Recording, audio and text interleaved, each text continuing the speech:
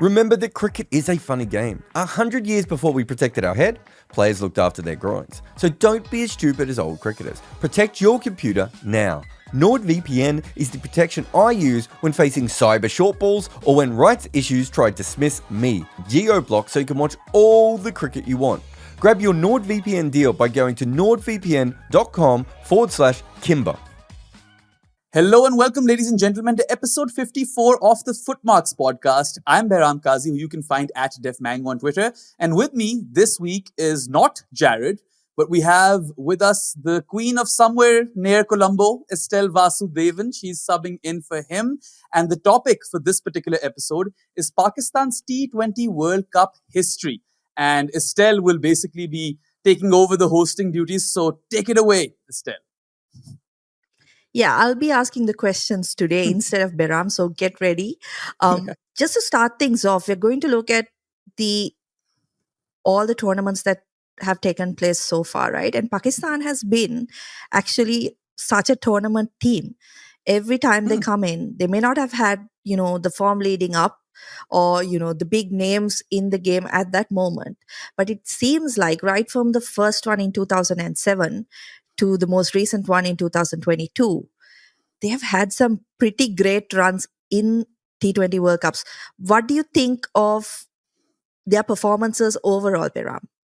Well, I mean, we've had 8 editions of the T20 World Cup thus far. Only 2 of them have been called the T20 World Cup. It was the World T20 prior, right? And Pakistan have won the competition in 2009. They've played the final thrice, so they actually lost the final twice. And they've actually gotten knocked out in the semifinals on 3 occasions as well. So only 2 times have they actually failed to make it, to the semifinals and have been knocked out in a stage prior to that. So it's actually quite a far more storied T20 World Cup history than what many might imagine it to be. And if you think about it, Estelle, no other team has the same semi-final qualification success rate as Pakistan in the T20 World Cup. No one is even close, in fact. The next best is 4 times out of 8. Pakistan is 6 out of 8. No one is there at 5. There's a logjam at 4. You've got Australia, India, England, the West Indies, New Zealand, and Sri Lanka, all of whom have qualified for the semi-finals 4 times. Whereas you look at Pakistan, they might have won it only once, but they've qualified 6 times out of 8. And isn't that kind of crazy? Yeah, that's exactly what we were talking about in this week's Uncovered podcast as well, right? About them being such an unpredictable team. They may not have things figured out. But come the big tournament, they really put on their best cricket, right? On that note, let's go into the tournaments. I'm going to go in reverse chronological order. So we're going to go with the most recent tournament first because we all know the big ones were the early ones for Pakistan. So let's start with 2022. 2 games that I want to talk about. The first one was against India. Yes, disappointing to come out as the losing side in that game. But that was one of the great T20 games of the competition as a whole, wasn't it? I think it was one of the great T20 games of all time. Forget the competition. And it was such a funny campaign for Pakistan. It might just be their funniest campaign to date, right? Because, you spoke about the India game. Of course, that was one that spectators will remember forever. Virat Kohli snatched victory from the jaws of defeat. And Pakistan could not defend 46 runs in the last 3 overs. Then you had Mohammad Nawaz bowling medium pace in the final over of that game. There was that no ball call, if you remember, and then the ball hitting the stumps on the free hit and India running 3. So there was lots and lots of drama. And you've got to give credit to Virat Kohli at the end of the day. I think that was a spectacular knock. So, props to him. But even after that, Estelle, Pakistan lost the Pak Bean Derby to Zimbabwe out of nowhere, right? And that was such a funny story because for those of you who don't know, there is this Mr. Bean doppelganger who is Pakistani. And this Zimbabwean Twitter account basically went on a rant of how the fake Bean towards Zimbabwe, and everyone thought it was the real Mr. Bean, and everyone was taking pictures only to find out later that it wasn't the real Mr. Bean. So the stakes were automatically high, and then Pakistan lost a thriller to Zimbabwe in Perth. And at that point, honestly, Stell, I thought it was over, right? I think I've told the story before. I watched that game outside the Jameson factory in And I'm glad that I was going to the Jameson factory after because I'd needed it. But they seemed down and out. Yet somehow, the stars aligned, as they say in Pakistan, Kudrat ka Nizam, which is a term that Saqlain Mushtaq made popular. Somehow they managed to make it to the semi-finals, and it was just one of those weird, written in the stars sort of tournament arc for them. Yeah, I mean, my next question was going to be about this Pak-Bain rivalry because it came out of nowhere and it kind of took over the narrative of the World Cup for a couple of weeks, right? Yeah. And, you talk about entertainment in that first game against India, and it was an incredible game, seesawing between, who's dominant at that moment. And then you have Pakistan come back and lose a game to Zimbabwe, which they had no right to lose, right? They restricted them to what was it, 130, Something and like that. just couldn't chase it down. So just an incredible arc in that game itself, because was anybody talking about a Pakistani Mr. Bean ever before? It was just this random thing, then suddenly took over social media. Yeah. Anyway, like you said, they somehow managed to find their way into the semifinals where they came up against New Zealand. New Zealand, every tournament they come in, they're consistently good and they kind of put up those big performances against big teams. But this time it wasn't the case, right? Put on 152 for 4. Pakistan comfortably chase it down. Another brilliant performance by Shaheen Shah Afridi and Mohammad Rizwan. I want to talk about Afridi. He had a superb tournament, didn't he? I mean, he was just almost at his best, right? Because we knew he wasn't fully fit. They did kind of expedite his return to the team after injury, which in a way probably wasn't beneficial for Pakistan in the long run, because then he went on to miss the test matches versus England. But I feel like even a half-fit Shaheen, the way he was bowling, he's one of the reasons, or was one of the reasons, why Pakistan made it to the final. I mean, if you go back to the group stage, right? They defeated the Netherlands. That was fairly straightforward. And you're right to say that they should have chased down that 130 odd versus Zimbabwe. But this was a tournament in which Babar Azam wasn't firing, right? Remember? Like, it was low score after low score after low score. And both of Babar and Rizwan actually got out early in that game versus South Africa. That was very crucial. And then in came Mohammad Haris, playing his first T20 international in a World Cup, and gives Pakistan all the impetus that they required early on. And then Shadab Khan and Iftikhar Ahmed literally pummeled South Africa, right? Every single bowler. I remember what Shadab did to Nokia that day in Sydney. That is where Pakistan probably to themselves felt like they had dropped the ball and they were actually a good team. And now because of that loss to Zimbabwe, they won't be able to make it to the semi-finals, because there was rain in that game as well, and South Africa ultimately lost via DLS. But Pakistan did almost play a perfect game of T20 cricket against a side which was very, very formidable. And then you have the Dutch, who defeat South Africa in the most dramatic moment that one can imagine, right? Especially in that World Cup. I feel like it kind of eclipsed the Zimbabwe win versus Pakistan in a way. And then I remember that the Dutch literally defeated South Africa, and then Pakistan's team was walking out. They were walking off. And Babar and their captain kind of shared a moment as well in which they said, like, we've done our job, now you do yours. Because it was imperative for the Netherlands as well for Pakistan to win that game, because that would ensure them direct qualification for the next event, right? Yeah. So, like, they were also rooting for Pakistan and Pakistan were rooting for them. And then Pakistan just had to defeat Bangladesh, which they did quite comfortably. You speak of the New Zealand game, and that is that game where Babar Azam actually came into form. Now, 150 odd, that sort of chase is right up Babar and Rizwan's alley. That's what they're really, really good at, right? And they chased it down fairly comfortably, but then ran into white-hot England in the final, which you could say arguably is the best limited overs team in international cricket since, 2015 onwards, right? After that group stage exit in the ODI World Cup in 2015. And I mean, sure, Pakistan could only manage 137 in the first innings. The game seemed like it was pretty much done. But then they came back, and credit to Pakistan's bowlers. I remember that Naseem Shah spell of how he could not manage to get Ben Stokes outside edge. And Haris Rauf got Butler early on. Rauf actually ended up with 2 for 23 in his 4 overs in that game. And Shaheen looked really, really good as well. Even defending 137, Pakistan, who I think at that point in the world did have the best bowling attack across the globe. And a lot of like the pundits and the commentators were echoing the same sentiment. They look like they might just sneak away with a world title over here, a second one at that. And that's where Shaheen took that catch to dismiss Glenn Phillips, I think it was. Oh, no, sorry, not Glenn Phillips. Glenn Phillips was playing for New Zealand. I can't remember who it was for England. But yeah, he injured his knee and he tried to bowl another over. But after a single delivery, he also knew he was toast. And that kind of changed everything. I'm not saying that had Shaheen not gotten injured, England wouldn't have chased it because England are England. But him going out injured pretty much ensured that England would go on to lift the title that evening.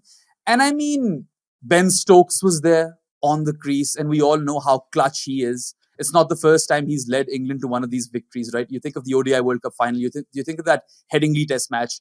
This was just another chapter of that book of clutchness in Ben Stokes' life, which literally started after he conceded 4 sixes versus Carlos Brathwaite, right? It was all uphill from there for Ben Stokes. But I mean, it was a bit of a dampener that, Shaheen got injured. And I'm sure that even the neutral fans were probably quite let down that, oh, this shouldn't have happened. We wanted to see a tight game right till the end because Iftikhar bowled Shaheen's over and he got whacked. I think Moeen Ali was the one who kind of took him apart. But, it was still, a campaign in which I felt Pakistan actually overachieved given the way the tournament had gone for them. And they needed that favor from the Netherlands, right? But do not forget the performance of Shadab Khan in this tournament. He was definitely Pakistan's MVP. And if you actually look at his figures, which Varun, our colleague, was so kind to share with me, he has a solid case of being the MVP of that tournament. I know Sam Curran was also brilliant, but Shadab took 11 wickets at a true economy of 0.94, and his true wickets number stood at 0.69. And he also scored 98 runs at a true average of 8.38. But here's the catch. His true strike rate was 50.38. So he was smashing it. And that South Africa game in Sydney really comes to mind. So I feel like it was Shaheen and Shadab who really got Pakistan that far because they were playing the triple anchor. If you remember, after Rizwan and Babar, Shan Masood came at 4. Remember? So I do think that Pakistan weren't a good enough team to lift this particular title and they overachieved. But then again, they played a final and history does remember that. Yeah, absolutely. And Shadab is one guy who I wanted to talk about because he's lost his way since that tournament, hasn't he? He's not the bowler he was then. You think about Pakistan and why they were able to do so well in that tournament. It is because they had a guy who's getting wickets, not giving away a lot of runs. And also at the same time, someone who could bash the bowlers in that middle order, which they sorely needed, as you mentioned, with the kind of top order that they possessed. So his form was super critical there. And I think, we'll talk about the World Cup to come as well later on in the pod. It's going to be critical again, I feel, because they aren't carrying too many spin options in that 15 for this time's World Cup. Going back to Shaheen Afridi, I remember when he got injured, I was covering that test match, right? And it was the most innocuous thing. Test match, diving at the boundary. It didn't even, I don't think people even noticed that something had happened. I think the medical panel, the PCB's medical panel didn't notice either. They didn't diagnose it soon enough. Yeah. It was such an innocuous thing, like just a general dive. He didn't feel comfortable. He went off the field. And then that turned into such a disruptive injury, right? He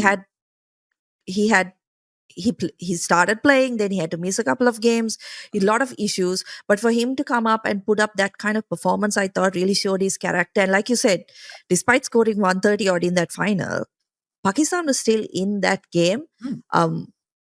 I was covering the game at the MCG and it felt like it's going to be a walk in the park for England, right? Yeah. But then come those last few overs, Pakistan just managed to stay in striking distance of that English team, which, like you mentioned, right, one of the great limited overs teams we've seen. Just absolute domination in T20 and ODI cricket during that period. So all in all, I completely agree with you. It was not their best campaign, but I think they definitely punched above their weight in that one. Do you remember how they started playing the 92 narrative around this tournament, of how it was Yep. also in Australia? Pakistan looked also like they also looked down and out in 92. It was the same case this time around, and they were playing England in the final at the MCG.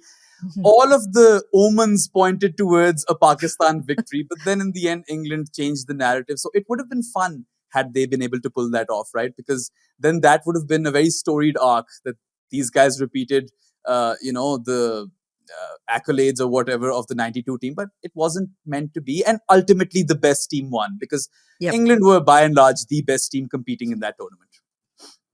Yeah, absolutely. And if they did win, it would have been such a Pakistan win, right? And Yeah, I think we absolutely. have more to talk about when we come to the 2009 tournament as well. Yeah.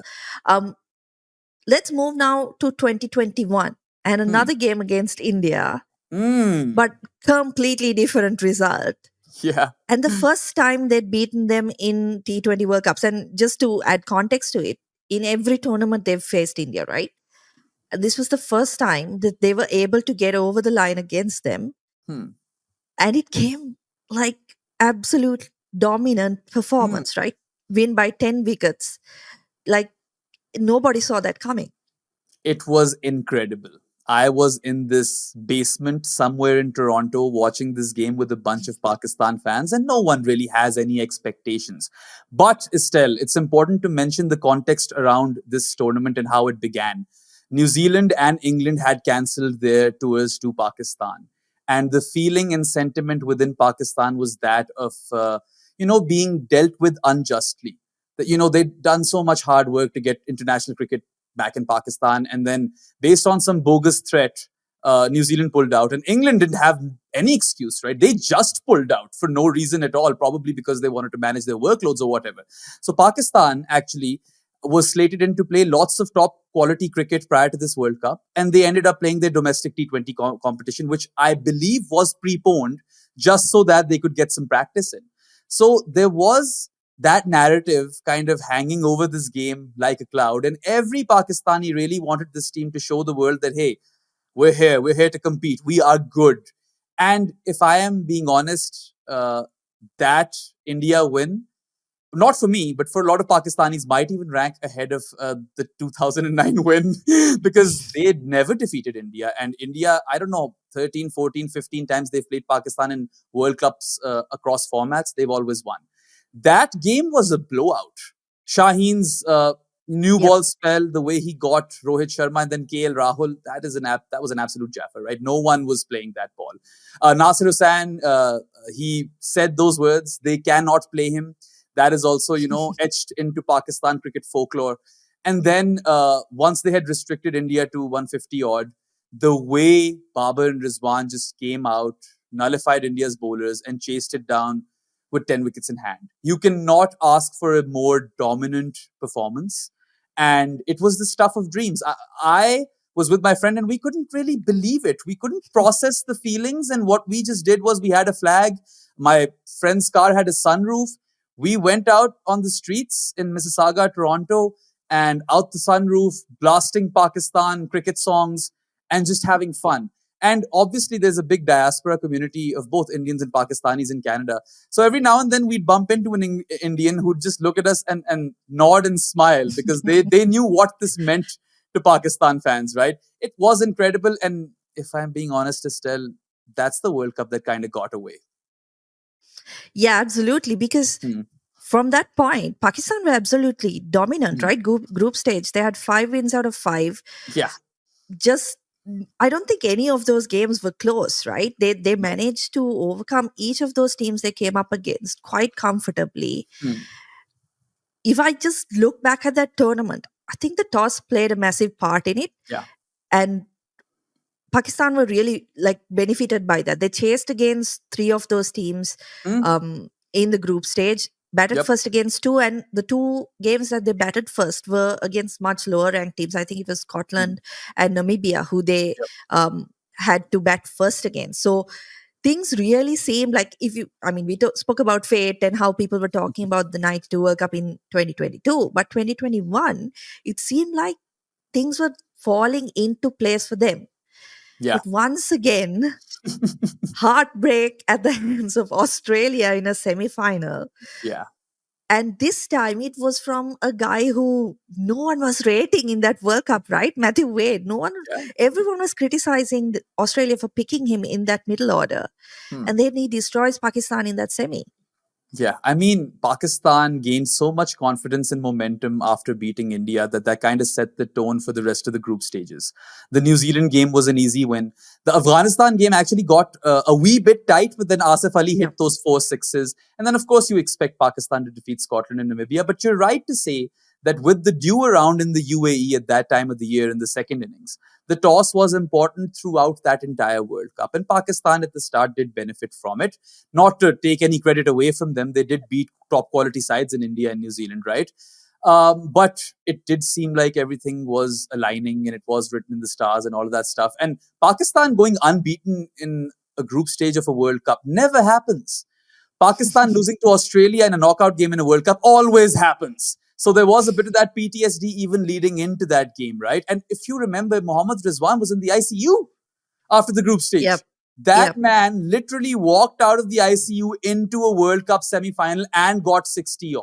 So, I mean, I remember feeling extremely proud of that team even after defeat. I was like, look, every card that you were dealt with prior to this tournament and the way you performed here, like, they deserved all the praise, particularly Rizwan, who is a warrior of a wicketkeeper. At the same time, you did feel like this was a World Cup, like this was the one that got away because, objectively, if you looked at all the teams in the Final Four, Pakistan were the best team. UAE had been their adopted home in that period where Pakistan lost international cricket and could not host any international teams. So all of those things suggested that Pakistan should be favourites now to lift the title, and everyone was expecting a Pakistan versus England final. I think Ben Stokes even tweeted that, right? Let's just skip to the Pakistan versus England final already. But then again, they ran into Australia and it was quite a good game. Pakistan, I think, were probably 10-15 runs short at the end. 176 wasn't quite enough. And if you look at that entire innings, it was Fakhar Zaman towards the end who really got them going, right? He demolished Mitchell Stark. And that was kind of what gave Pakistan that belief. And then when you come into the bowling, Shaheen struck up front, right? Finch was gone. Mitch Marsh barely survived. And then Shadab Khan got 4 wickets. So Australia were, 5 down for 90 odd. And that's where Wade and Stoinis come in. Eventually, Hassan Ali also drops that catch, which, to his great misfortune, he's always reminded of on social media, which I don't really like. These things happen. And you never know, even if he had caught it, Australia might still have chased that target down. But the way Wade and Stoinis took that game away from Pakistan was kind of reminiscent of what Hussey did in 2010. And I know we'll get to that. But that was the exact same feeling that Pakistan supporters felt. And then Shaheen getting smashed in the end, right? Like one of the best bowlers in the tournament, and Wade is lap sweeping him for 6, 3 consecutive 6s, if I'm not wrong. So it was a very, very sad end to what had been an incredible tournament for Pakistan. I remember everyone was crying in the dressing room. I got emotional as well, but for different reasons, because I was extremely proud of that team, particularly Mohammad Rizwan. And at that point, you felt like Pakistan had their backs against the wall. Like world cricket wasn't really helping them out over here. And whatever they did in terms of bringing cricket back home was, not being supported enough. Luckily, we haven't really experienced that since then. But yes, it brings back both emotions, that World Cup, of pride and of, I don't know, grief. Because really, if there was one World Cup that Pakistan should have won, it was that one. Yeah, I'm glad you kind of mentioned the total in that semi-final, because this was the Babar Azam Mohammad Rizwan tournament, right? This was when they dominated at the top of the order. No one could really dismiss either one of them, right? They got runs in plenty of the games. If you remember, they used to have these graphics up for each batter where they display their weaknesses. And Babar Azam's graphics said no apparent weakness. So that's where he was at. Yeah, I mean, that was where they were, right, as a pair. But coming back to that semi-final, I know hindsight is always 2020, right? But that I feel like that was the first time where people began thinking, they're getting runs, but are they getting them quickly enough? Because like you mentioned, 170 odd was not going to be enough in those conditions, particularly in a tournament where you have this record of people chasing a lot of scores, right? what was the feeling like back home with that partnership at that point? The feeling was great at that particular point. I mean, of course, that concern was raised that they could have gone a bit quicker up top. But the success that they had achieved, not just in that tournament, even leading up to it, ever since they became a pair, up until that point, they hadn't really put a foot wrong. That was probably the first time that they got runs, but again, the strike rates weren't high enough, and it was a bit of a failure if you look at it. And there was also, one segment of the fans which was saying that if Rizwan was coming straight out of the ICU, that did he have to play? But then again, knowing Rizwan, of course he did. This guy will play in any sort of condition, right? Sometimes it's cramps, sometimes it's acting, whatever. Sometimes he's outside, like just out of the ICU, he'll still play. I think that had they not had that sort of a T20 World Cup campaign, maybe they wouldn't have persisted with them for so long because they knew how good they could be. And I felt like just the team felt like there was no reason to break this pair up. There are a lot of people who still believe that they shouldn't have been broken up as a pair. And the way modern cricket is evolving, you cannot have two anchors up top. That is the unfortunate reality. Maybe in a previous era, 10 years earlier, it would have worked like a charm.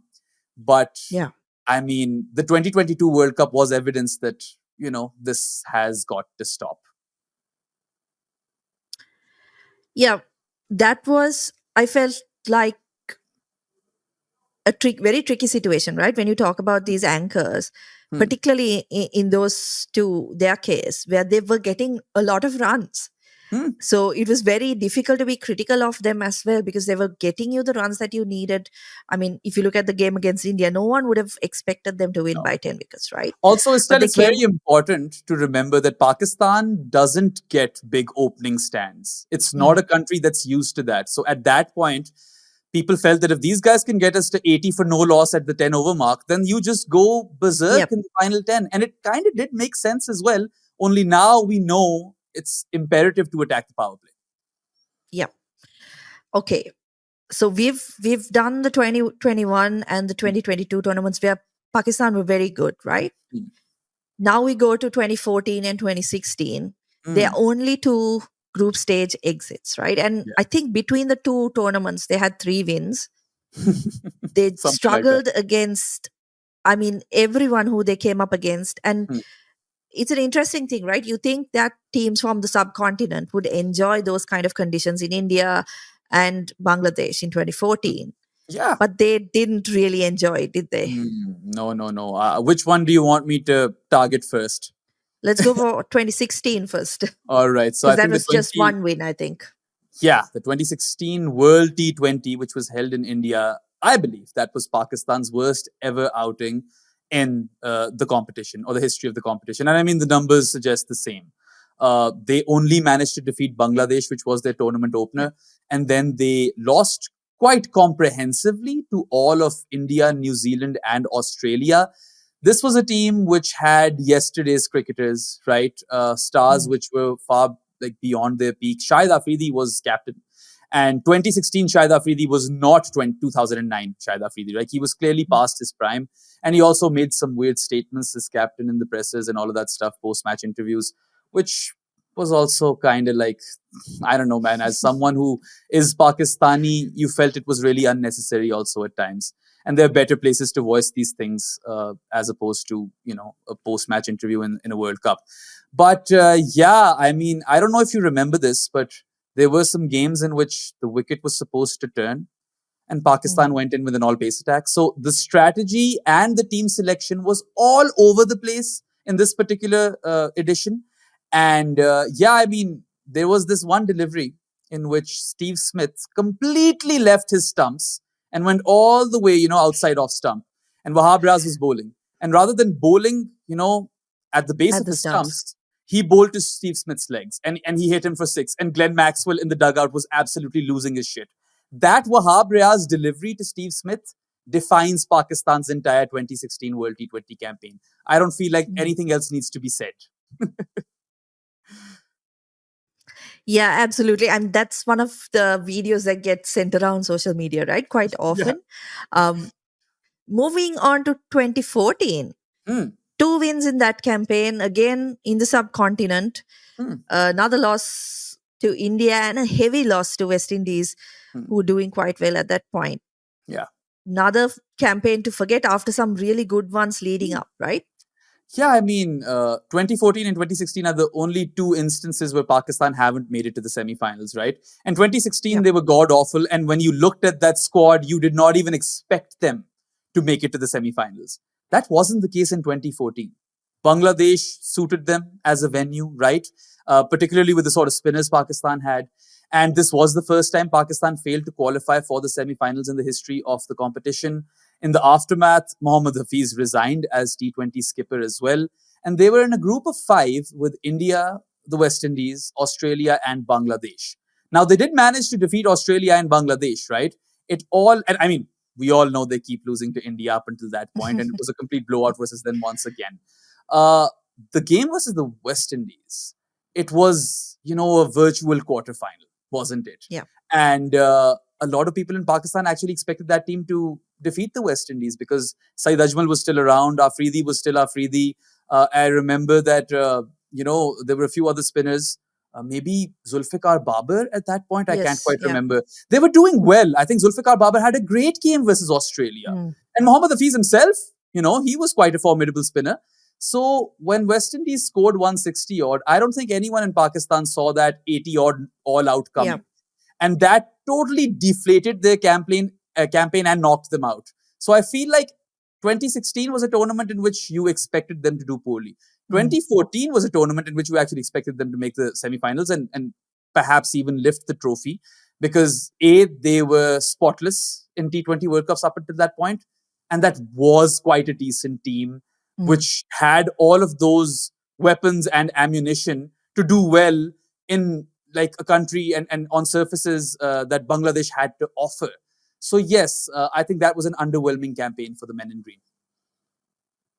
Yeah, definitely. I think with Pakistan, it's like, there's a meme. I keep bringing up memes in these podcasts. Anyway, like never let them know what to expect. And Pakistan it just embodies that, right?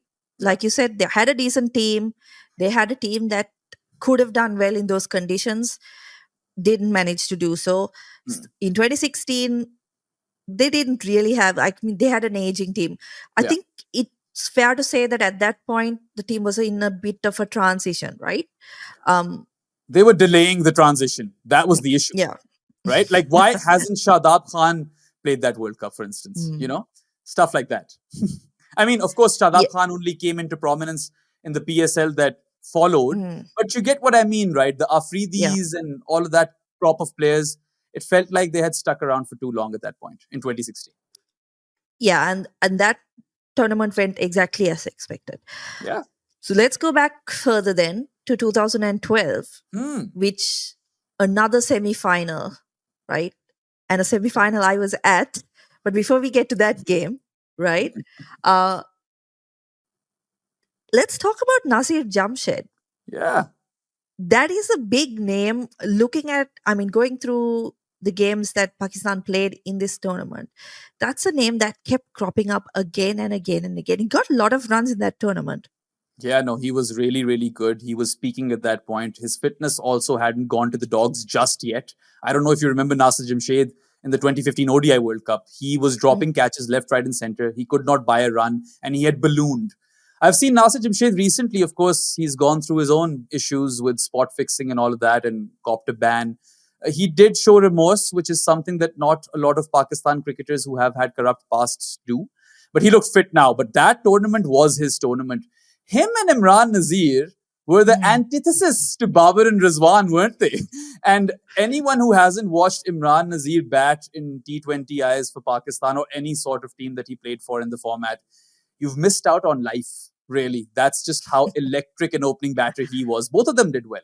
I mean, they had an extremely strong side. Pakistan were one of the pre-tournament favorites in 2012. And again, Sri Lanka is a destination which has suited Pakistan. Think of the 2011 ODI World Cup where Pakistan played all of their games in the build-up to the semi-final in Mohali in Sri Lanka. Maybe there was one odd game in Bangladesh, but they were dominating. And they beat Sri Lanka in Sri Lanka, right, in that World Cup, in which Shoaib bowled or cleaned up Mahela. But I feel like that was another tournament that maybe they should have done better. And I know that they made the semi-final. But if you look at that team, Umar Gul was still very good. Shahid Afridi, Saeed Ajmal, that bowling attack, right, on its own was, one to fear. And the conditions also suited them. Then also they trounced both of New Zealand and Bangladesh in round one, which had never happened up until this point. They always lost a game in the first round, but now they'd won both of them. And then, do you remember the South Africa game? The South Africa game was hilarious. I don't recall it, yeah. So South Africa posted 130 odd. Pakistan looked like show shot winners. Then there was a collapse, right? Big time collapse. Pakistan had no business winning that game they're on. And Umar Akmal was, occupying one end. Umar Gul comes in, goes bang, bang, bang. Somehow Pakistan win that game. And that victory is the reason Pakistan qualified for the Super 8s, really. Because sure, they defeated Australia. And these two World Cups, 2012 and 2014, are two World Cups where they actually beat Australia quite comfortably. But they did lose to India in, again, what was an extremely one-sided game. I was watching that India game in one of those University of Waterloo halls with both Indian and Pakistani fans. And the Indian guys were just literally up on our throats, and celebrating. It was bad.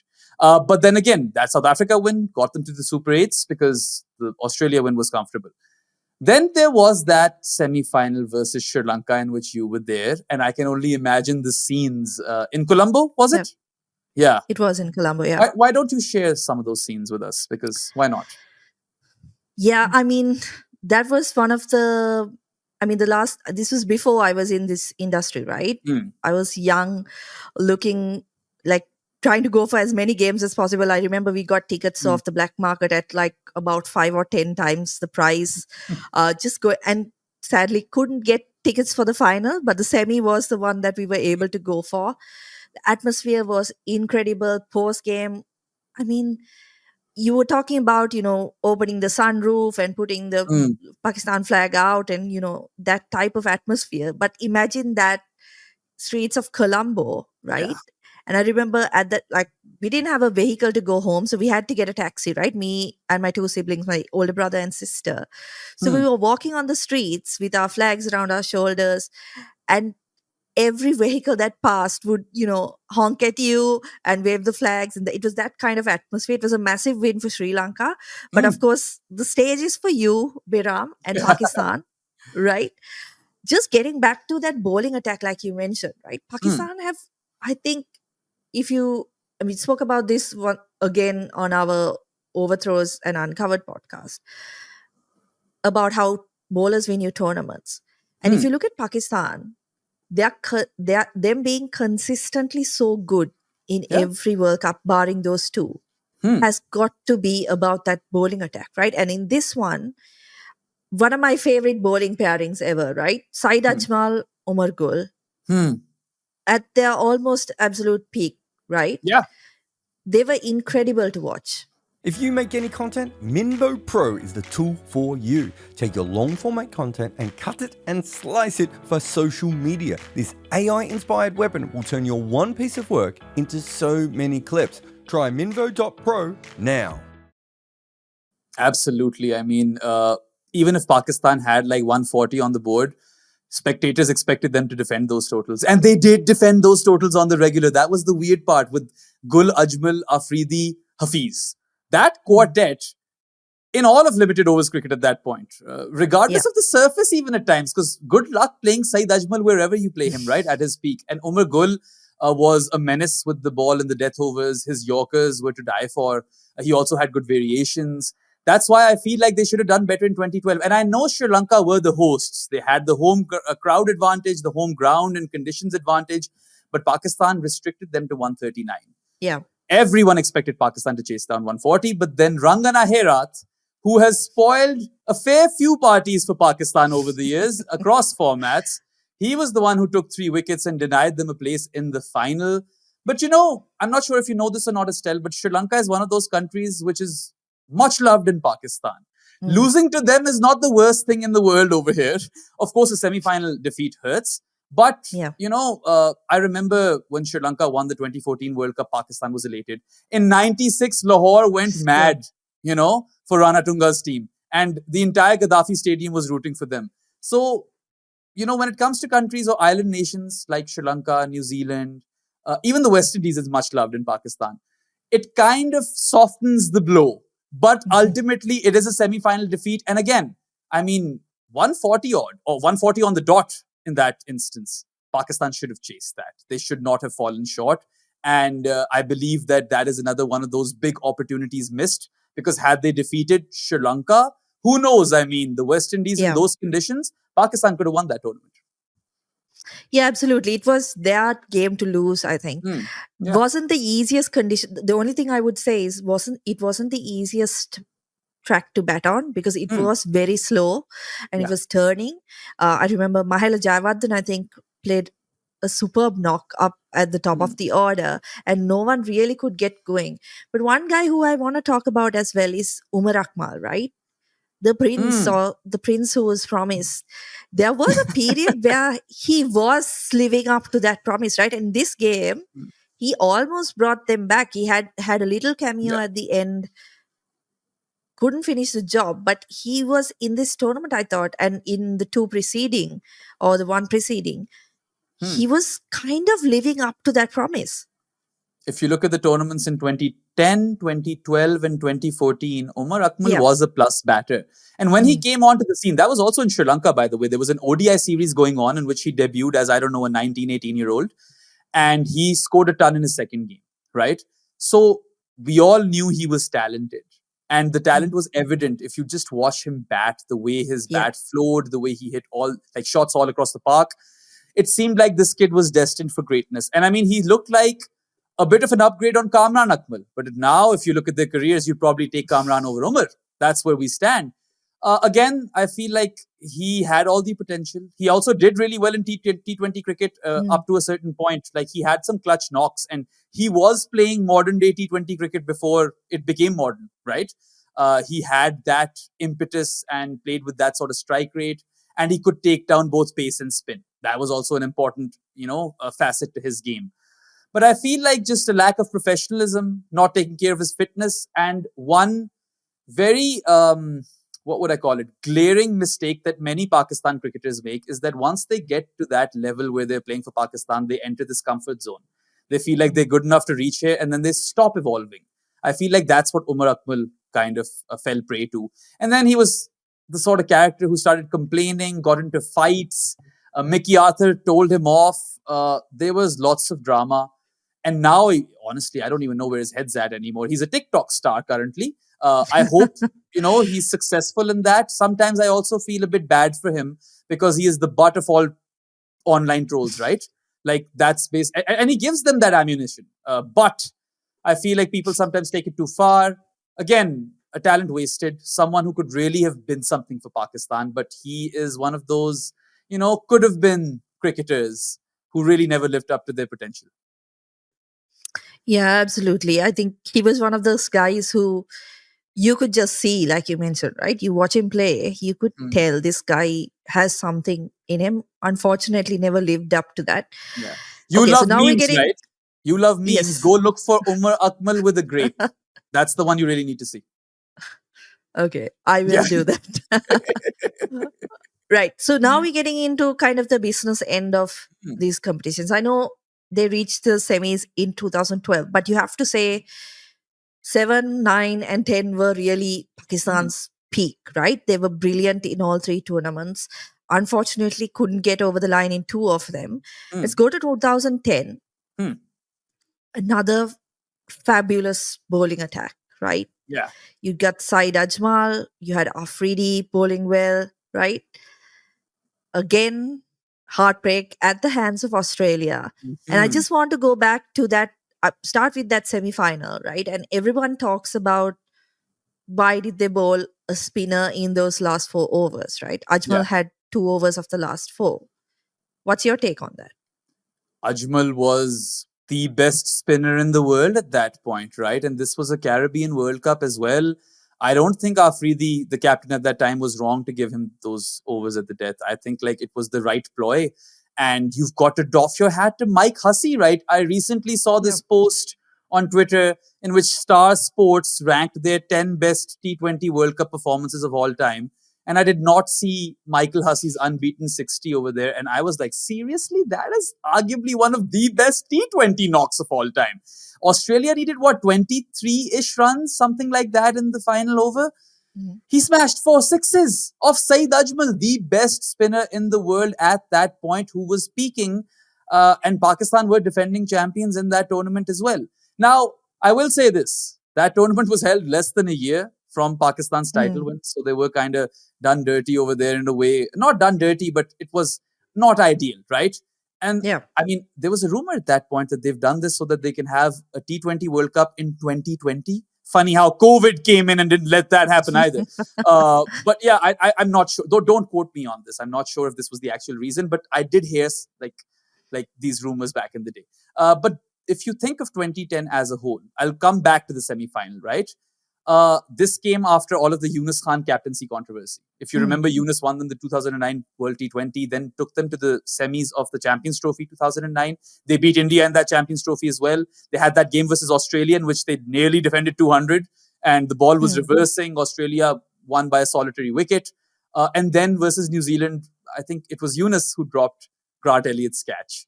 And that cost Pakistan. But it was a lot of, classic Pakistan dressing room drama in the build-up to that World Cup. That's how Afridi became captain, right? And they all kind of took an oath over the Holy Quran that they want to remove Yunus as captain. It was that dramatic. It was bad. And going into that World Cup, I don't know what the, team chemistry was like, how they were feeling about each other and all of that stuff. But, I don't even think they did that well. If you look at that tournament, right? They lost to Australia in the first round. Yeah. They won 2 games out of 5 and somehow scraped their way through to the semis because of net run rate. I think that was owing to England absolutely thrashing New Zealand and South Africa in that round, right? This was KP's World Cup, right? That's what I remember it as. And of course, Hussey is one of those memories as well. Bad memories. Yeah. They also lost to Australia in the first round. That's the game in which Amir had like 5 wickets in an over, but some of them were run-outs. But they were bad in that game. Then they did beat Bangladesh to secure qualification to the Super 8s. And in the Super 8s, they lost to England in a game which England completely massacred them. The New Zealand game was tight. They lost by a run or something, right? I remember they needed 3 off the final ball and couldn't get it. Ian O'Brien was bowling. No one probably even remembers Ian O'Brien, right? So that was a game that broke a lot of hearts in Pakistan because the fans felt that they should have defeated New Zealand.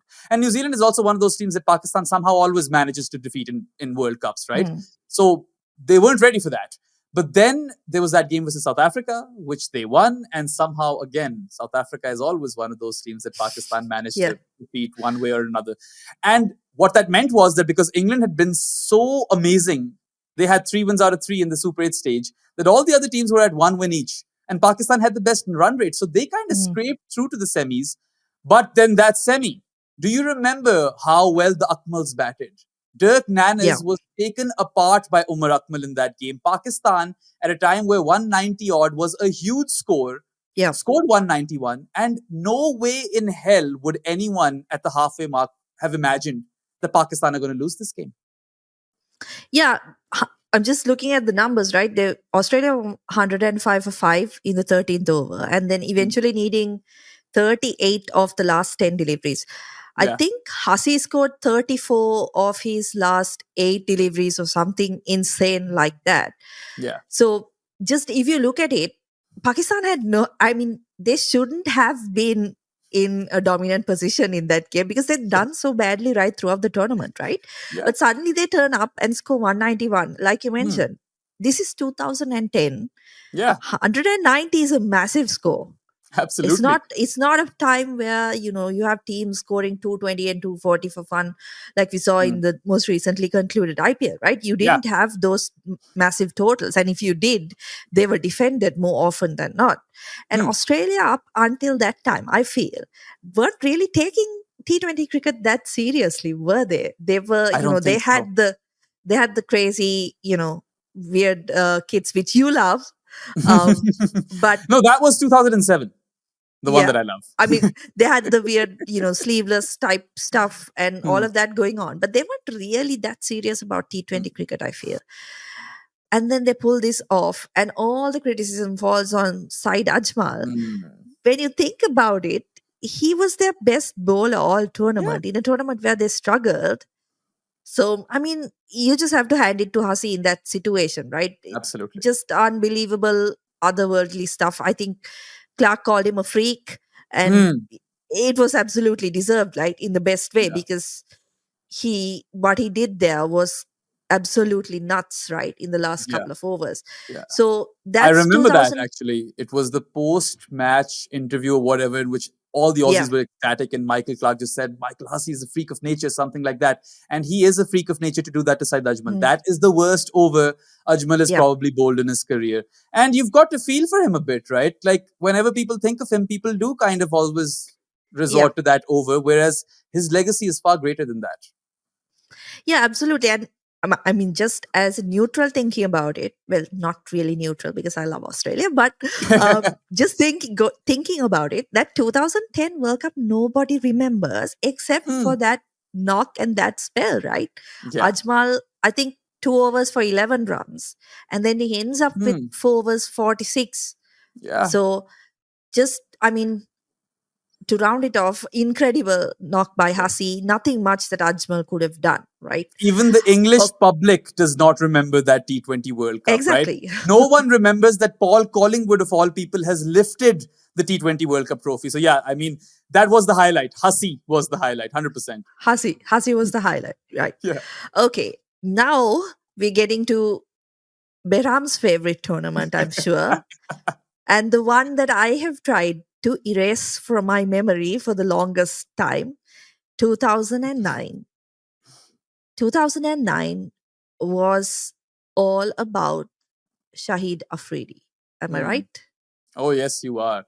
Just quickly, though, I want to share this one anecdote from the previous one. Mm, 2010, yeah, when that sure. Ajmal over happened, my brother and I were really excited and pumped. And that over just happened, and we were just not even looking at each other, not speaking, not doing anything. We were just like, we went to sleep. That's what we did. But 2009, yes, one of the greatest moments in my life as a Pakistan fan. Of course, at that point, I was what, 15, right? So really, really young. And Pakistan, again, was slow starters in that T20 World Cup. If you remember, they lost to England in the Lost to first round, England. but defeated the Netherlands. Weirdly enough, England lost to the Netherlands as well. And luckily for Pakistan, net run rate didn't screw them over back then. And then in the Super 8s, they lost to Sri Lanka Mm, quite comprehensively as well. Like, I think they couldn't even get close to Sri Lanka's total of 150 odd, right? mm. So they looked like a team which was on their way out. And I don't know if you remember this or not, but that is when Yasser Arafat was, announced injured, and Abdul Razak came in Comes in. after Mm. a while to play for Pakistan. That was literally the turning point. Yeah, and to get to that, right?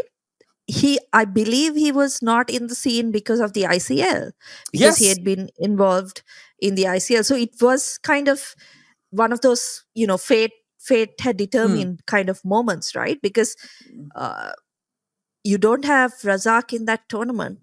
It's possible that you're not going all the way. I mean, you can talk about, you had Umar Gul was Hmm. fabulous.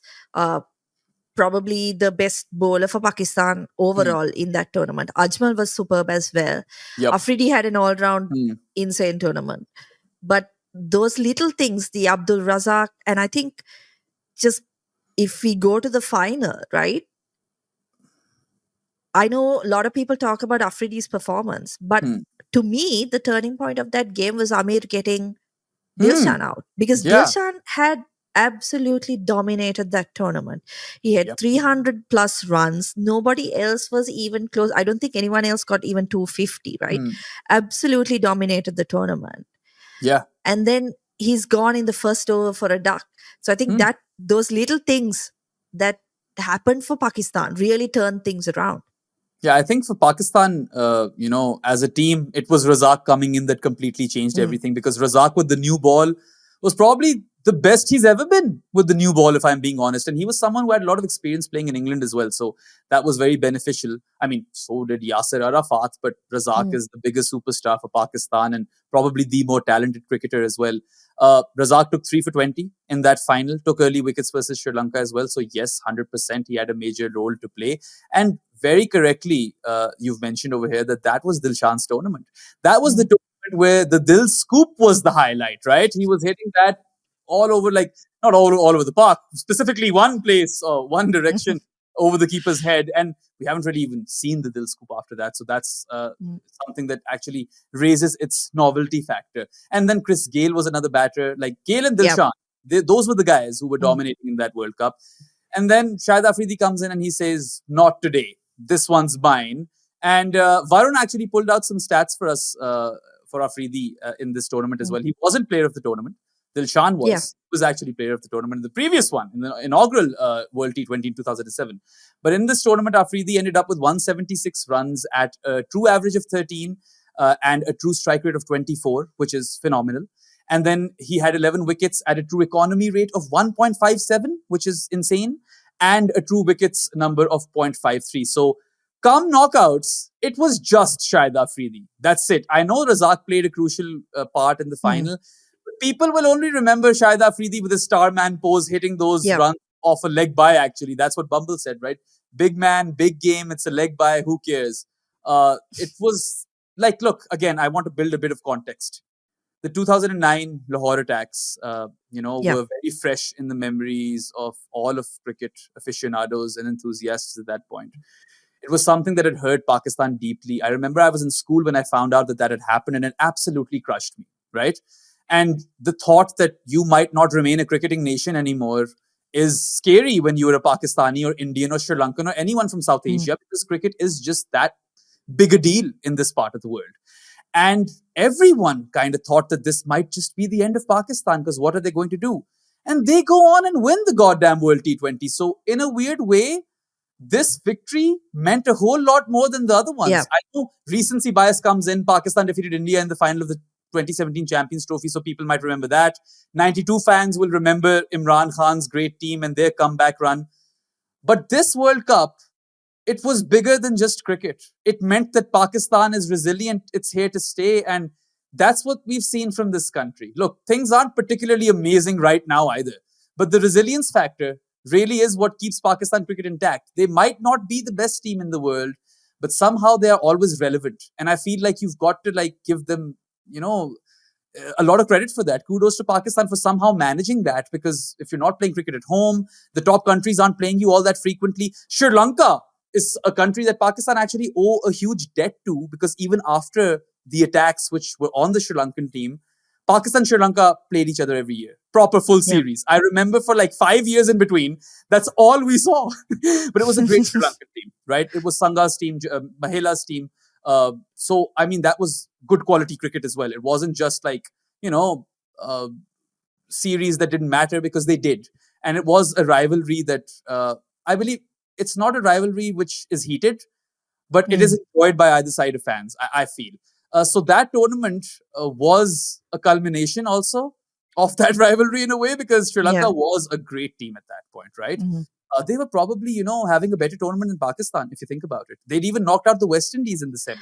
Yeah, actually, Pakistan was not having a good tournament. I mean, looking back, they could have been knocked out twice, right? They lost to England, and then they needed to win against Netherlands, because Netherlands had defeated England, right? Yeah. So that was the first point of, okay, are we going to get knocked out in the first round? Then in the second round also, they lost to Sri Lanka, beat New Zealand, and then they had to beat Ireland to go through. Right? So when they lost to Sri Lanka, they had to win every game. They had to win 4 games in a row to win the tournament. And that New Zealand game is what completely changed the complexion of Pakistan's campaign. I remember they bowled them out for 90 odd. Umar Gul's 5 for 7 or 5 for 6. Yeah.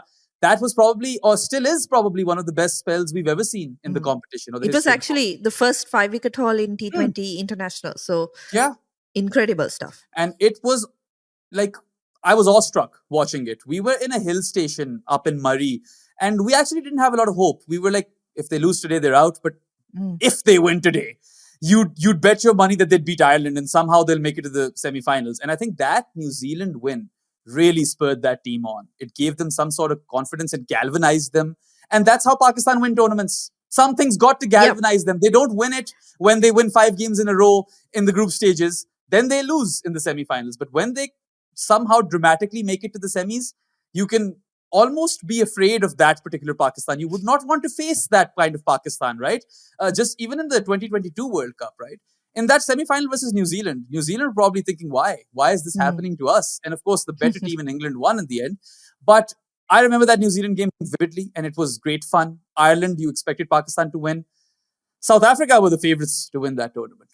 Everyone thought that, of course, they're not going to, let this one slip. They're going to overcome Pakistan. And Pakistan had even scored 150 or something, right?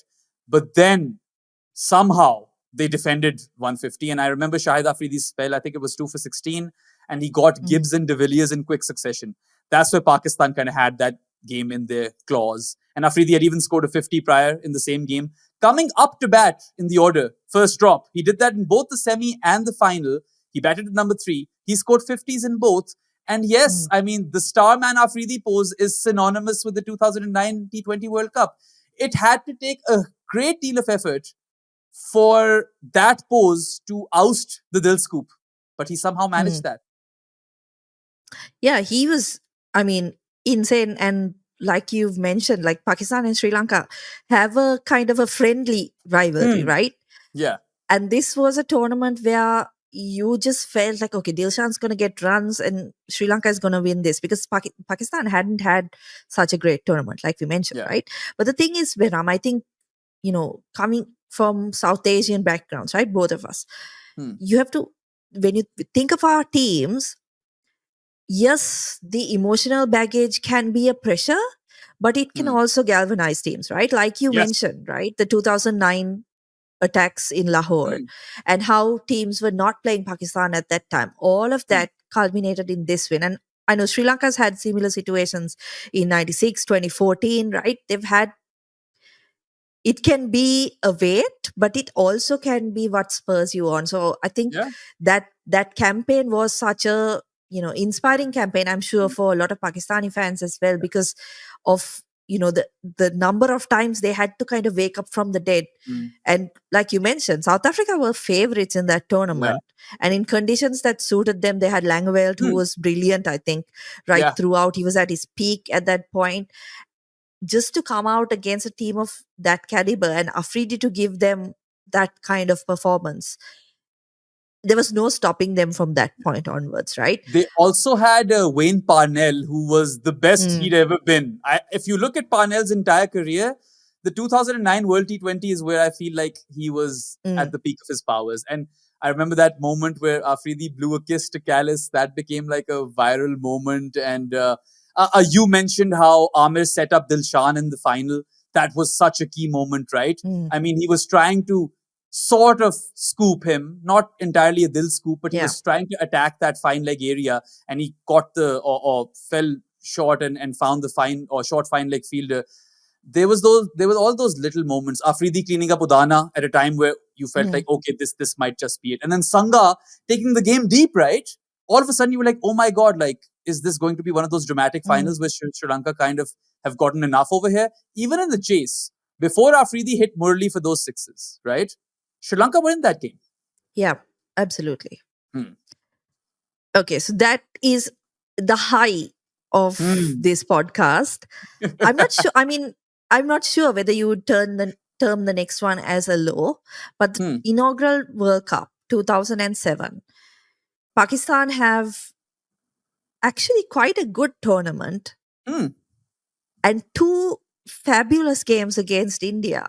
Yeah. But they come short both times. Let's talk about the first one in the first round, right? A bowl out, ironically, won by Indian batters, right? Yes. Let's talk about it.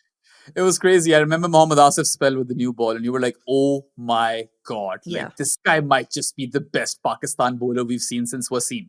And he probably might have even been a better bowler, because his wrist position was such that you couldn't really read the ball, and he was the pioneer of the wobble seam delivery as well, right? Which Jimmy Anderson went on to master.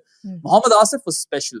If only he'd been more disciplined, not a corrupt bastard, and also not a drug addict. Because I don't know if you know this, but he was caught with opium at the Dubai airport, and he was banned from the UAE as well. So very, very problematic career, and one of those geniuses who I guess could never understand or value his own, potential and worth. So also, you guys can see how hot it is. Look at this shirt. It's crazy. Because I can't turn the AC on because it's noisy. But anyway, you mentioned that India game. Again, I'll build some context. Go a few months earlier, 2007 ODI World Cup. Neither of those teams qualify for the, what was it, Super 8, Super 10? I can't even remember. Everyone qualified but them, right? Bangladesh and Ireland qualified ahead of them. And that was one of those things that broke the spirit of the subcontinent. And it was even not beneficial for the World Cup, right? Because everyone is looking forward to that India-Pakistan game, which never happened. I remember it was a Bangladesh-Ireland game. And it was a tumultuous period in a way that Pakistan also lost Bob Woolmer, right? And then there was a captaincy change. Shoaib Malik was the captain. Jeff Lawson was the coach. They beat Scotland up front. And even though they lost to India in the bowl-out, right? The game was tied. They played really good cricket. And again, they kind of botched it in that run chase. But then again, you felt confident about this team because they had, done well in those first two games. And they were unbeaten in the Super 8s, Estelle. I remember the Sri Lanka game. I also like that Sri Lanka kit, by the way, the light bluish one. Do you remember that Sohail Tanveer delivery to Jayasuriya?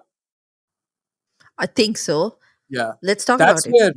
That's where Sohail Tanveer kind of announced himself, right? Yeah. Did he make his debut in that tournament? Yeah, he was this wild card. I remember someone, maybe Akib Javed, said this, that he's that person that's, going to win us games. No one will expect what he has to deliver. And he is the trump card. And he was really. Sohail Tanveer was amazing. Left arm, bowls in the power play, bowls at the death, can swing it. If anyone can go to YouTube and just watch that dismissal of Jayasuriya, and this is like Jayasuriya, who's still pretty good, right? Yeah. He's still whacking it all over the park. That kind of set the tone for the entire Super 8s. Because Pakistan was defending 180 odd in that game. They comfortably did it versus Sri Lanka. They defeated an Australian team, which at that point people thought they couldn't defeat, right? Regardless of the format. That's what that Australia was. And I know that Zimbabwe had defeated them in this tournament. But going into that game, you felt like Pakistan cannot win this. This is probably going to be an Australian victory. But they restricted Australia to 160 something, and then they chased it down fairly comfortably. And then I think the last game was against Bangladesh, which was a comfortable win. They came into the semi-finals as one of the favorites to win that tournament, weirdly enough, even though Australia was still in it. Their semi was with India. But Pakistan's semi-final was versus New Zealand, which again was a one-sided affair. I remember Pakistan's Masoor doing those cartwheels when Pakistan won that game and came into the final. And I mean, probably one of the best, maybe even the best World Cup or T20 World Cup final we've ever seen. Pakistan versus India, 2007. Yeah, I mean, it's very difficult to go past that as one of the big moments, right? And we did a quick picks episode on it as well, where we discussed like the moments of T20 World Cups. And this was obviously number one because you put it into context, forget the India-Pakistan bit, right? This is the first tournament of its kind. Yeah. And everything that's followed has been a result of this, right? I just want to go back to, I mean, if you look at the tournament as a whole, you summarized it really well. Pakistan were really good, except that they couldn't beat India, right? They lost the ball out in the first round and then lost the final. Apart from that, in between, they were really good. They were dominant. They were able to, go past teams with ease. Again, it was, I think, the bowling attack that really stood up right throughout. This was Umar Gul with long hair. That's the Umar Gul we're talking about. He cleaned up Dhoni with an absolute peach, I remember. Yeah, he was incredible. He had, I think, probably 3 really good World Cups, right? He was a guy who Pakistan turned to. But overall, you had a lot of contributions, right? But when we come to the batting, and we're going to talk about the villain of, I think, the story when you think about that 2007 World Cup. But I want to talk about how well Misbah played, not just in the final, but even in the game where there was the bowl out, right? He brought Pakistan back from the dead. Yeah. And It's then really kind of unfortunate. panicked over the last over, right? Didn't he? It's really unfortunate that Misbah is remembered for that scoop, or even that entire T20 World Cup, the inaugural one Mm. in 2007, is kind of synonymous with the Misbah scoop. Because whenever you'll see any sort of replay footage or an ad on TV, you'll see Misbah scooping Joginder Sharma and Sreesanth holding on to that catch. And I mean, he had hit Joginder Sharma down the ground for six, right? Just a few deliveries earlier. And Yeah. it was so dramatic. I remember in that final, Pakistan did fairly well to restrict India to, what was it, 150, something like that. And I mean, credit to Irfan Pathan as well. He bowled a brilliant spell to dismantle, Pakistani batters up front. But I remember there was that run out of Imran Nazir, and Imran Nazir had hit Sreesanth Mm. for 15 and over. Yeah. That is where I feel like people need to, narrow down. And if you really want to pinpoint one phase or one moment in that game where Pakistan lost that game, it was Imran Nazir's run out, because he couldn't run. He had a runner on, and if he'd stayed on for 10 more deliveries, it was done. The run rate would have died, right? Again, if you guys have not seen Imran Nazir bat, you need to go and watch some highlights, guys. Like, this guy, I cannot tell you how ahead of his time he was. And Misbah did bring them back from the dead. I remember those 3 6s versus Harbhajan, right? That's when you felt like, oh, can Pakistan actually do this? Is Misbah ul Haq going to be the hero? And then on the final delivery of the penultimate over, Mohammad Asif edged 1 for 4. All of a sudden, you Mm. need 13 runs in the final over. The first ball is a wide. Then Misbah hits a 6. 6 or 4, you'd, always kind of put your money that the batting team will get it, but just one wicket in the kitty. That's what cost Pakistan. Look, Misbah was playing that ramp scoop thing or shot to perfection. That was his pet shot. He had scored a lot of runs off of it. I can understand why he went for that shot. Sure, maybe he should have gone down the ground in hindsight, because no one remembers Joginder Sharma, do they? Even though he won India the World Cup. He became a police officer afterwards, and I've been told that after that final, he got a lot of marriage proposals. That was his life, right? Thanks So, to Misbah. yeah, thanks to Misbah. I still remember those scenes where Misbah was just, in agony, and like kind of had his head on the handle of his bat and was just there while India celebrated. And of course, it was a tough one to stomach as a fan. I am 13 at this point, right? I'm a very young fan. There are 3 times that I've cried in my life as a Pakistan cricket fan. One was when Inzi retired, right? Mm. One was this game. And weirdly enough, that's 2 times in the same year.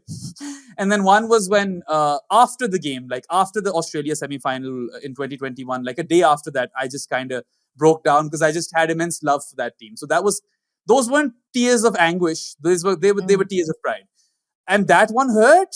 And I mean, I'm sure it felt just as good for an Indian supporter. And that is the moment that kind of defines the future of the sport. I mean, it's that Misbah scoop, and the rest is history. Here we are, where T20 cricket is not a gimmick. It is serious business. And we're all eagerly waiting for this tournament to begin. And I mean, this is the best format to globalize the game as well. Now we're looking at a 20-team tournament, Estelle, coming up. And you'd be, honest to say that on any given day, anyone can beat anyone, right? Absolutely. Which is the beauty of this format. And I feel like that first World Cup, even though Pakistan lost that final and our hearts were broken, it is a very important inflection point, in the history of our sport. Yeah, absolutely. And we've discussed this, I think, in multiple podcasts, where if India doesn't win there, do things turn out the way they have, right? They weren't taking it too seriously. Yeah. Senior players felt like it would be a good opportunity for the younger players to go for the World Cup. They weren't really convinced, right? And then to go on to win, and then the IPL is born out of that, and everything that's happened from that point onwards. It's funny actually when you think about it, right? Getting back to Pakistan, the type of team they had, and to say that team was successful over a long period of time in T20 cricket. I mean, when you think about the players, right? You think Kamran Akmal, Yunis Khan, Shoaib Malik, Misbah ul Haq, not really renowned. Like, your first thought isn't that they're bashers, right? When you think about them. But they had some incredible years for Pakistan in those World Cups, right? 2007, 2009, 10, even 12, right? Yeah. Still going strong. And then you have the bowling attack. Umar Gul, Muhammad Amir, Muhammad Asif, in that. In that one. Was it in that tournament. Saeed Ajmal, Shahid Afridi, even Yasir Arafat, I thought had a really good tournament or two, right? Throw So, Hafiz in there. It's important to throw yeah, Mohammad Hafiz in there, yeah. Mohammad Hafiz opening the batting and then also with his off spin, right? Opening the bowling at times, right? Yeah, and that was not like, if you look back from 2024, you hear those names, you're not thinking this is a great T20 side. I mean, bowling aside, right? You're talking about when you talk about the batting, but they were so good. And in that 2007 World Cup, no one knew really what to expect from the tournament and how things were going to go, right? And it was almost poetic that you would have an India-Pakistan tie in the first round, and you have this bowl out, and then you have that final to close things off the first tournament. Both Definitely fantastic games. both great games, and like you said, setting that tone for what was going to happen to cricket. That was kind of the catalyst to what we are seeing now, right? So just looking back, it was an incredible tournament. Going through all the tournaments that we have now, we've gone through every tournament. What are I mean, barring the championship, obviously that's the high, right, for a Pakistan fan. What are the most memorable moments you can think of if you look at all the tournaments? Well, of course, the title win is there, and the India win in 2021 is obviously there. And that entire tournament, honestly, like, I feel like it's probably my second favorite tournament ever, right? The first one, Pakistan played brilliant cricket. They fell short in the end, but I think they had every reason to hold their heads high. If anything, you were talking about that early 2010s and late 2000s team. That team was playing T20 cricket properly, right? Now you've got a team where you have that fear. So it's weird how the tables have turned in that regard. And that South Africa victory in 2012 that I talked about, in which Gul came out and smashed those sixes, that's right up there. I feel like the Australia wins in 2012 and 2014 was special because you're defeating Australia. Even the inaugural tournament, defeating Australia felt just, it hit you different, right? And I know you can relate, because whoever had seen Australia in the 2000s would know just how dominant they were, right? You wouldn't even care for the format. You'd be like, how are we going to beat these guys? And yes, 2022 also comes into the mix, but my favorite moment was probably Netherlands defeating South Africa in that. And the South Africa win. Pakistan defeating South Africa was also really special. 2016, I have no good memories to recollect. And you could probably make a case, or the same case, for 2014. I think that Pakistan have done quite well in the history of this competition. They do have the best record when it comes to semi-final qualification success. But yes, very, very interesting how they used to have a dynamic team, which felt like it was ahead of the times at that point in the late 2000s and early 2010s. And now you're looking at a team which is stacked with talent. They're not short on talent, but the brand of cricket that they've been playing is, or at least seems, a bit outdated. So quite the contrast. Yeah, it's interesting that you bring that up, because if we've seen anything in these tournaments, it's that sometimes Pakistan, you can't quite tell, not sometimes, you can't really tell when they're going to be that, dominant team, right? They could come out and have a great tournament this time around. So now that we've gone through what's happened in the past, let's look at 2024. What would be a good tournament for Pakistan? And what would you predict is going to happen? What would you expect to happen? I don't think, unfortunately, that Pakistan are one of the top 4 teams in this tournament, right? I would take South Africa, India, Australia, and England ahead of Pakistan, and they would probably be in that West Indies, New Zealand category, which is just one rung below, or maybe 2 rungs below, because South Africa is like second rung on their own. Maybe South Africa and India, because England and Australia do look very, very good, right? My prediction will be based on vibes, because that's Pakistan cricket, isn't it? This is a team which is mercurial. When it gets galvanized, when they have their backs to the wall, they become cornered tigers. It's a legend that has gone on since Imran's days. And I feel like if they get hot, especially if their bowlers turn up, this is going to be another semi-final run. I don't think they can win it, because they play in one particular template, and if their bowlers don't do well, I can see them winning a lot of games. They are talking about this change of mindset and everything, but I'm still yet to be convinced, right, of whether or not that is for real. And also, these things don't happen overnight. It's a process. So, based on vibes, I'm going to say semi-final run. But my mind tells me that they'll fall short in the Super 8s. But here's the caveat, or not a caveat, but I'll just add one more little nugget to this. If they do make it to the semis, there'll be one of those games which Pakistan won't be playing, which will get them there. So basically, vibes is how.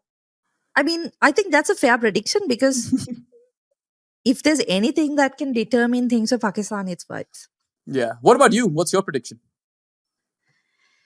Yeah, I feel like Super 8s is going to be where they stop. It's tough to see them go beyond that. But, with how the games go in T20 cricket, right? It takes one game or two games that can turn things around. Like we always expect, these teams are going to dominate. But I think even last year, Sri Lanka were within one game of making the semis. And that wasn't a good Sri Lankan team or a good performance by Sri Lanka. But they were within one game of going through to the semis. So you never know, right? And once it comes to knockout cricket, then anything can happen. Absolutely. And let's see what they have in store for us. But that wraps up this episode of Footmarks. It was a long one, but I suppose that's just how storied and decorated Pakistan's T20 World Cup history has been. So if any one of you enjoyed this episode, please give us a like on YouTube and subscribe to both this YouTube channel and Jared's other channel on YouTube. And you can also go to goodareas.co and bookmark that webpage. That can serve as your one-stop shop for all of the work that we do as a team, whether it be written content, podcasts, or videos. You can find it all at goodareas.co. That'll be it for this week's Footmarks episode, and we'll be back next week with another episode of this podcast. Hope you guys have a good one. That's all for now. Goodbye.